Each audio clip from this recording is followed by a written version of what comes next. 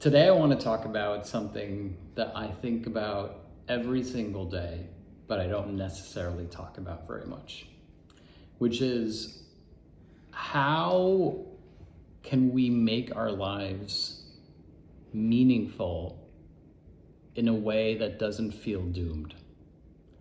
Like, how can we do something with our life that feels worthy of it? And I think everybody has a different way of answering this question. It's a very personal question in many ways. And often you can do something and for a while it makes you happy and then you realize it's not what you want to do and you flip-flop, and it's like one day you feel like you're one type of person and the next day you feel like you're another type of person, and maybe that's the whole point. Like, maybe reinvention is in fact a form of a form of release in that way from the idea that you could only ever be one thing. But in this video, I want to briefly talk about one theory that has been really helpful for me when it comes to answering the question, how do you live? And it goes back to a Lacanian psychoanalytic maxim, which is that you should love your symptom like you love yourself. And I'm always a little bit hesitant to turn psychoanalysis into self-help, because on the one hand, I do think that the whole point of psychoanalysis is for you to know yourself better, and that when you understand yourself better, it's easier to live and to create a better life. But at the same time, I think that if you reduce psychoanalysis to just sort of clinical positivism, by which I mean like simple recipes for a healthier, happier life, then you lose a certain critical element that is unique to it. And so the reason that I want to talk about this is because it's something that I think about each and every day. Like, literally every day I take a pen and a piece of paper and I write down, what do I know? Like, what do I know? Where am I? What am I trying to do? And what part of this journey am I now? And the maxim that you should love yourself like your own symptom has really helped me find purpose. And so I'm going to try to explain it step by step for you here in a way that hopefully can be also enriching for you, no matter what you're doing in your life and no matter what part of your life you are. So first of all, what is the symptom? A very easy way to explain it is that the symptom is like an itch that you will never be able to stop scratching. And on the one hand, it's pleasurable, like, oh, I'm scratching, it's so good. But at the same time, it tortures you. It's like even the most successful filmmakers, as soon as they've made a movie, they feel like, I never want to make a movie again. I'll never do that again. It was so hard. And yet they feel compelled to do it. Like Peter Jackson, who famously said he would never make another Lord of the Rings movie. And that is the symptom. The symptom is this thing that compels you to keep moving forward, even though it causes you pain, but in the pain, it also brings you a form of joy, a form of meaning. It's this paradox, right? Like when you're doing something hard, like let's say you're a student and you have to pull an all-nighter to write a term paper. On the one hand, you're suffering, it sucks. And you're like, I'm never gonna do that again. Next time I'm gonna do it better. But at the same time, during that one night, you also feel really alive because you're finally doing it and you're energized and you're putting together ideas and you're like, wow, what if I could always work like this? And maybe the only way you can work like that is to do it against the deadline, which is also a kind of a curse, a symptom, as it were. And so to love yourself like your symptom is to say you have to love that part of you. Not necessarily the part of you that stays up all night writing, but the part of you that commits yourself to something that drains you, that leaves you completely exhausted, that always feels like it wasn't enough, but you want to do it again. And here's the thing, there's so many aspects of our lives that give us instant gratification, easy serotonin, but it leaves us feeling really empty inside.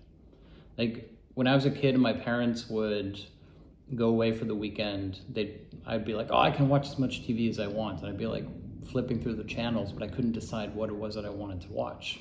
And I ended up watching nothing and it made me feel bad. Same today when you're on Netflix and you spend an hour trying to find a movie and then you end up watching something garbage. That's not satisfying. Instead, what's satisfying is to put in the work. to like read a novel or watch a Paul Thomas Anderson film, to do something that's a little bit more demanding, but thereby also more enriching, allows you not only to feel better about yourself, but it actually opens up a much broader horizon. And finding the discipline to like continuously challenge yourself, therefore actually creates the foundations for you to want to do something yourself. Because here's the thing, when you're just binging content, it's a form of paralysis. Like, it doesn't make you want to actually do anything or create anything. But when you're exposed to somebody else's energy, to their creativity, to their hard work, when you watch a musician perform on a stage, when you go to a gallery and see an amazing painting, when you watch a filmmaker doing something bold and creatively challenging, that's what creates that spark. That's what makes you want to go out and create something as well. At least that's what I've always experienced. It's like, wow, somebody did this, and now maybe I could do it too. And that's such a profoundly human thing. It's not just loving your symptom, it's also allowing other people to love your symptom, as it were. To set people free by saying, I am free, I can do this. It creates an opening for other people to want to live their own life in a creatively empowered way. And so, to get back briefly to my point, to love yourself like your symptom is to find something that you find both challenging and enriching, but that you also know will never be fully complete. Like for me, every time I make a video, I think, oh, I could have made a better video. That never goes away. There's never going to be a point where I say, oh, I made the perfect video, or I wrote the perfect essay. It's not going to happen. And it's painful, but at the same time, that's the whole point, because guess what? If you did the perfect thing, then you wouldn't have to do it again. You wouldn't have to do anything new. You wouldn't have to challenge yourself. Like, what would be the point? In fact, I think a lot of people who peak too early or too soon have this dilemma. It's like they become really successful or recognized early in their career, but then it's like either they end up just repeating what they've already done, and it's always going to be a lesser version of it, or they can't find that creative stamina or energy, that thing that they want to work towards. And I think when you're working in that way, when you're working for yourself, like Flaubert, who said that the most delicious thing was to work for yourself, that's when you paradoxically end up creating something really valuable and meaningful, which is thereby more likely to be successful. In fact, this is always the paradox, right? I think there was a joke about this on the new Wednesday Addams TV show, that it's always the people who don't want to be popular who end up becoming popular. In the same way that when you're not looking for love, love finds you. It's when you're doing your thing in a way that feels so enriching and challenging and valuable to you, when you're so focused, that you actually create the preconditions for it to become successful. And the paradox is then that when it does become successful, you no longer need that success. Like, you're already happy, you're already content. And the trap, and to go back to Lacan for a moment here, when he says that the one thing you must avoid is to betray your desire, the trap is to start creating something that you think other people want to see. You start strategizing what's going to be successful. It's not coming from a place of truth. And then if it's successful, you're doomed, because now you've betrayed your desire. Now you've become this person who has to do that thing.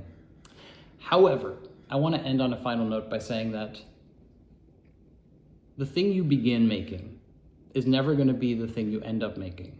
Which is to say, don't hold on to the idea that your vision on day 1 is going to be the vision on day 1000. The whole point is to keep on going, to keep on creating the thing that you find valuable, to work forward in a way where every year you'll look back and say, wow, I've learned so much. And these are things that I wouldn't even have understood a year ago. And knowing that if you keep working the next year, you'll be like, wow, and I learned so much again. Like, you can't predict where you're going. All you can predict is that you are going to keep on going. And that's the symptom. That's what it means to love yourself like your symptom, to say the whole point of life isn't to live as long as possible, but to live as richly as possible, as deeply felt as possible, to make something that feels like it's not a play for immortality, but it's something that allows you to feel immortal already, which is to say you feel so alive when you're doing it that all the other worries fade away. And I think that is ultimately the most content you can be.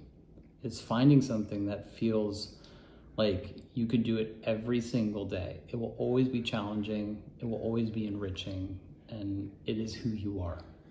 And that can be something different for everybody. And that's the whole point. Anyways, this is a slightly different video, and if you're interested, I can make more videos about this topic, but I wanted to share that with you today. Thank you so much. I look forward to seeing the comments. Talk soon.